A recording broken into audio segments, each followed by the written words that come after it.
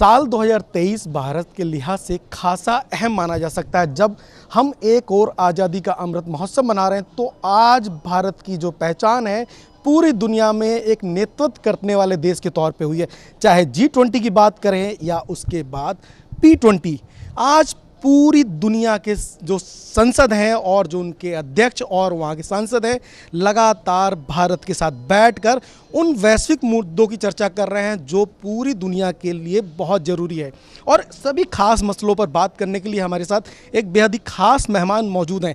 हमारे साथ भारतीय जनता पार्टी की वरिष्ठ सांसद अपराजिता सारंगी जी आती हैं, जो लगातार न सिर्फ G20 बल्कि IPO से भी जुड़ी रही हैं और लगातार पूरी दुनिया में भ्रमण करके भारत के एम्बेसडर के तौर पर भी काम करती हैं। मैम, कितना बड़ा मंच जब पूरी G20 के देश आज भारत में हैं और विश्व के सबसे पुराने लोकतंत्र के साथ मंथन कर उन मुद्दों का हल ढूंढ रहे हैं जो पूरी दुनिया तलाश कर रही है।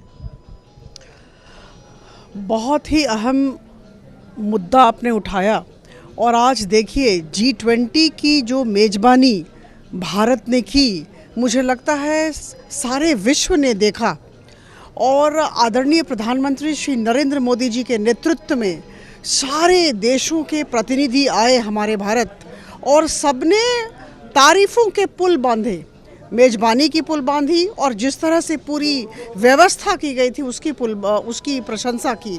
तो मुझे कहीं ना कहीं लगता है कि विश्व के मंच पर भारत एक बहुत बड़ी ताकत के रूप में उभर के आया है, एक ऐसी ताकत जिसका अनुकरण सारे देश करना चाहते हैं।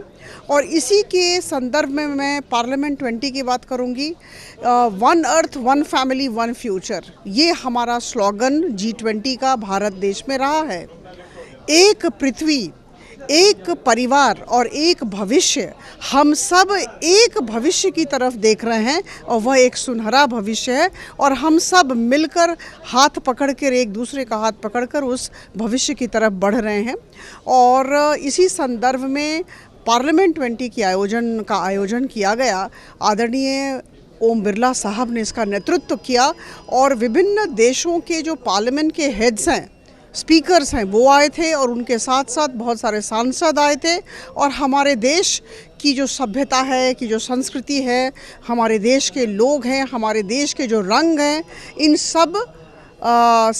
सब को हमारे इन लोगों ने सराहा और यह हम सब के लिए गर्व की बात। जो अहम मुद्दे आज जो डिस्कस कर रहे हैं पूरी दुनिया की पार्लियामेंट, उसमें से जलवायु परिवर्तन एक बड़ा मुद्दा है और जो लाइव सेशन है उसमें एक अहम, और जिस तरह से अगर आपको याद होगा ग्लासगो में COP26 में जो भारत ने लीड ली और वो एक दुनिया भर की एक कॉमन प्रॉब्लम है जलवायु परिवर्तन को लेके, वो कितना इम्पोर्टेंट है।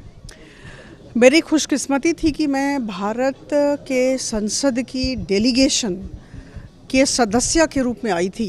मैं आदरणीय ओम बिरला जी को धन्यवाद देना चाहूँगी, उन्होंने मुझे ऐसा मौका दिया। और इसी दरमियान हम सब लाइफस्टाइल फॉर एनवायरनमेंट सेशन में बैठे थे और देखिए, हमें निश्चित तौर पर जलवायु परिवर्तन के जो नकारात्मक इम्पैक्ट हैं, जो प्रभाव हैं, उनसे बचना है और उसके लिए हमें रास्ते खोजने हैं। तो बड़ी बात हुई कि आज विभिन्न देशों के संसदों के हमारे जो स्पीकर्स थे, हमारे जो मेंबर्स ऑफ पार्लियामेंट थे, वो लोग सारे लोग बैठे थे और उन सब ने अपने विचार साझा किए। और इसके बाद 2 दिनों में एक जॉइंट स्टेटमेंट निश्चित तौर पर निकलेगा और पूरी दुनिया देखेगी कि वो जॉइंट स्टेटमेंट क्या है। ये हमारा रिजॉल्व है, ये हमने प्रतिज्ञा की है कि हमें निश्चित तौर पर ये जो कार्बन एमिशन है इसे कम करना है। और आज आदरणीय ओम बिरला साहब ने बहुत बड़ी बात कही कि यूनाइटेड नेशन एनवायरनमेंट प्रोग्राम का जो एक रिपोर्ट आया है उसके अनुसार अगर 8 बिलियन लोग जो हमारे विश्व में रहते हैं, उसमें से अगर 1 बिलियन लोग भी अपने लाइफस्टाइल में चेंज कर दें, लाइफस्टाइल में सकारात्मक परिवर्तन ले आएँ, तो ये जो कार्बन एमिशन है ये 20% कम जाएगा। तो ये बहुत बड़ी बात उन्होंने कही है।